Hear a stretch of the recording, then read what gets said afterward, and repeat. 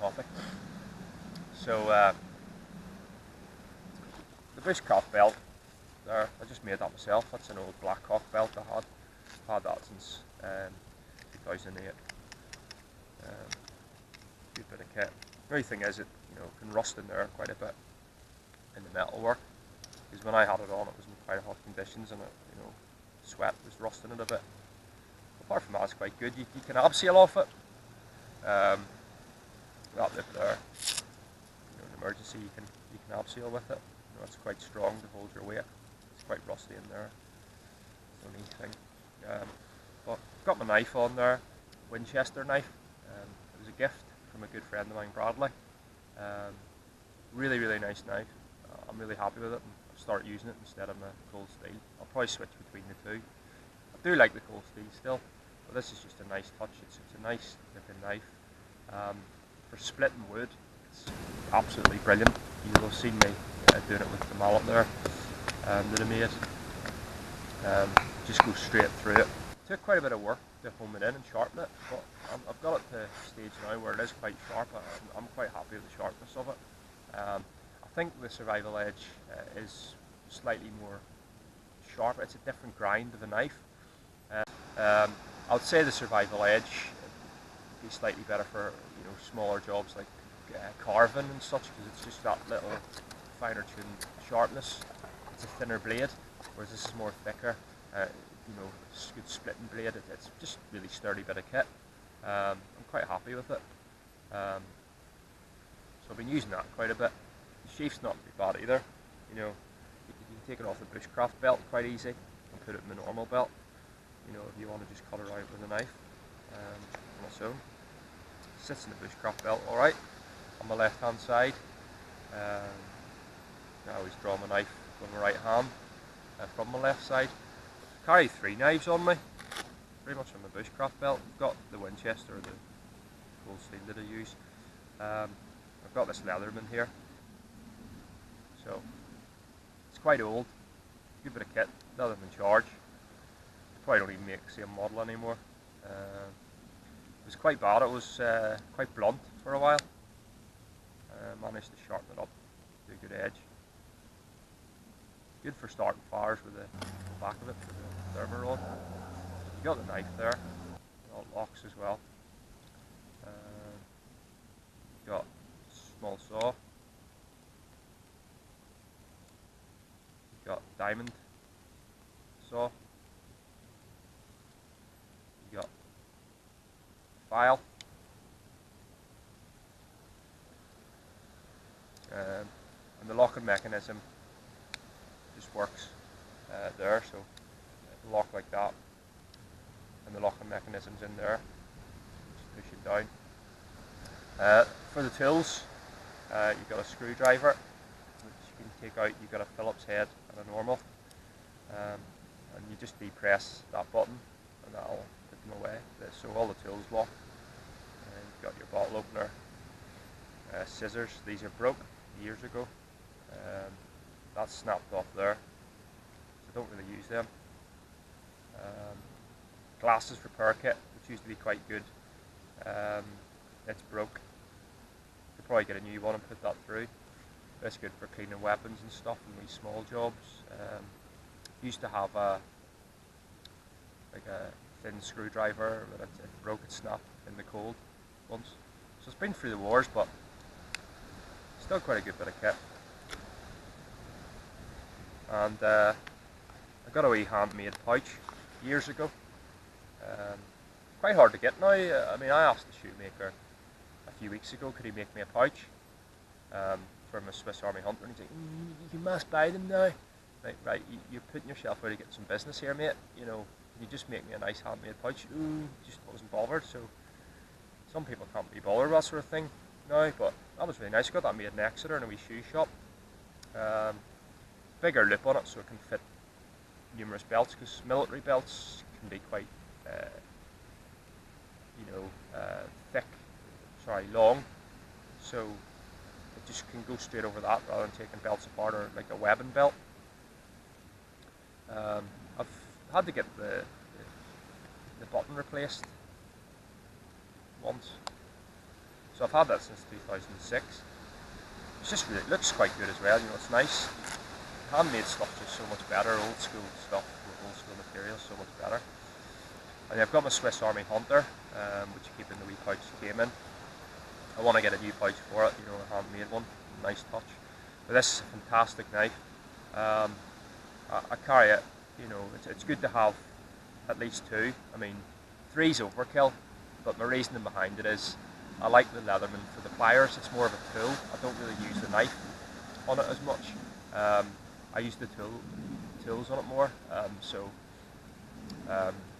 For the likes of, you know, snares and traps, you know, it's good to have the pliers, and for other stuff too, it's good just to have. So the Swiss Army Hunter, really good bit of kit. The blade's quite long on it, not sure what inch. It's not legal carry obviously because it locks and it's over 3 inches, so you have to be careful on that one.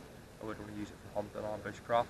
You can't have it in your pocket going to the shops, because most Swiss Army knives are legal carry, and it's all down to reasonable excuse as well. You know, if you've got a Swiss Army legal carry in a nightclub, I suggest you probably would get arrested because there's no reasonable excuse for you to have it.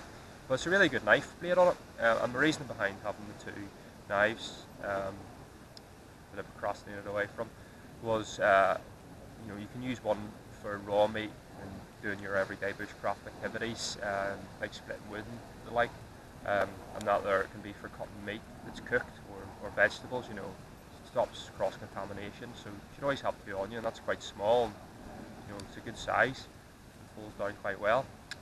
There's quite a good few features on it. There's a good like skinning hook for skinning deer, you know, you can get that in and take the skin out. It's really sharp. I remember showing it to my dad, and he cut himself straight away on his thumb. It is really sharp. That's a good bit of kit. You've got your wee screwdriver / bottle opener, which is quite good to have. It doesn't lock in place like on the Leatherman, but still does the job. This doesn't lock either, the saw, but it's a really good saw. I prefer that to the Leatherman. That is quite good. You know, I've obviously got my Silky on me, but you've got that as well. It's good for these small twigs. I've used it a few times when I've been out shooting, because sometimes I don't take out the Silky shooting, and when I've been in the hide, maybe there's some branches that obscure your vision, so it's good to have that just to saw it down. You know, it's handy to have. Unfortunately, that doesn't lock. It's only the knife blade that locks. The locking mechanism there is quite good on the knife. It's just a wee button that you push in, so it holds it in place. And you got your lanyard loop there. I don't really use that, but it would be quite good. It's quite good to have. You know, I use lanyard on my stuff pretty much, so you don't lose it. Apart from my belt, but it's all in pouches that, you know, it won't fall out. You got your corkscrew, which is quite. I suppose you don't use it for much here, but for, you know, putting in a tree to get silver birch resin, which you can drink out, stuff like that. You know, it's an option. And you got your tool there. You can use that for fishing, and I'm not sure. Quite sharp edge. Can't remember what that's for. Some SWAT will probably know, but you can use that to fish. You know, if you thread your reed in there. I'm not a big avid fisher. Should get into it more because it is quite a good resource. So yeah, it comes with a wee Swiss Army logo on it, and the deer. It's quite a nice touch. I like it. I mean, they brought out a new one. It's quite Bear Grylls-y range, tactical-ish looking. Green one you've got an orange one. You got your tweezers as well, obviously, and your toothpick, which is just a wee sort of Swiss Army thing. It's quite good. So yeah, it's a good knife. I'll do a review on all my knives eventually, but I've got my pouch I showed you there with the slingshot ammunition. Really good. I thought it was just going to be a cheap buy. You'll probably seen I had a previous pouch on. I use it as a tinder bag now. It's like a really light sort of yellowish brown colour. It broke. The belt loop broke on it, but it's still a good pouch. But this is even better. This is fantastic. Basically, you open the bottom, and it's a magnet, and your ball bearings will get caught in it there, so they won't drop out. And you take them out silently. Really good bit of kit. Put a sock in it. Put a sock in it just to, so the ball bearings don't rattle about and not making too much noise. Got my slingshot pouch. That's in an old Molly grenade pouch for off spray. I've got a canoe sack that I've just put on. It folds up quite nicely, and that's used for, if I'm out foraging or need tinder, I can put stuff in that. Because I would usually just roll my belt and my wee old respirator pouch that I've had out shooting with me for stuff I've killed in.